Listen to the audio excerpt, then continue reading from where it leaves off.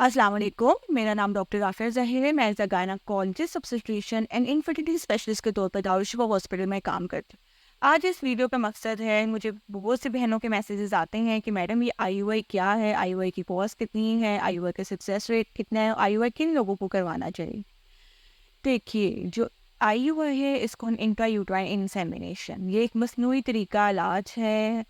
इसमें क्या होता है कि ये उन औरतों में करवाते हैं या उन कपल्स में हम ये करवाते हैं कि जिनके अंदर जो है अनएक्सप्लेन इनफर्टिलिटी होती है। मतलब अगर मर्द के अंदर भी सब कुछ ठीक है, औरत के अंदर भी सब कुछ ठीक है, फिर भी हमल नहीं हो रहा, उन औरतों के उन कपल्स के अंदर हम ये करवाते हैं। इसके अलावा उन कपल्स के अंदर जिनमें एंडोमेट्रियोसिस होता है, ठीक है, या बाइल मेल फैक्टर इनफर्टिलिटी होती है, जिसमें हस्बैंड के जो जसूमे होते हैं या तो वो कम होते हैं या तो जो है उनकी मोटिलिटी जो होती है वो कम होती है।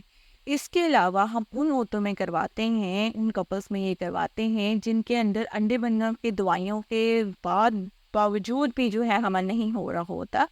उसमें हम जो है आईयूआई जो है एक मरतबा ट्राई करते जो है ना, देखते हैं कि उसका सक्सेस रेट कितना है। देखिए, आईयूआई का सक्सेस रेट एक साइकिल में 15 से 18% है, ठीक है।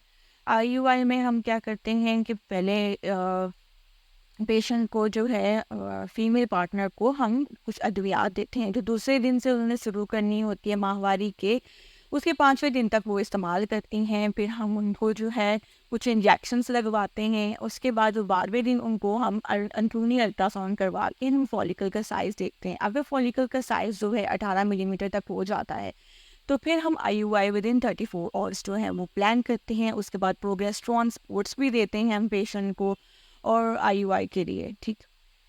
और आई होप कि आपको मेरी वीडियो जो है वो समझ आई होगी, और मज़ीद वीडियो के लिए आप मेरे चैनल को सब्सक्राइब करें। Thank you. अल्लाह हाफिज़।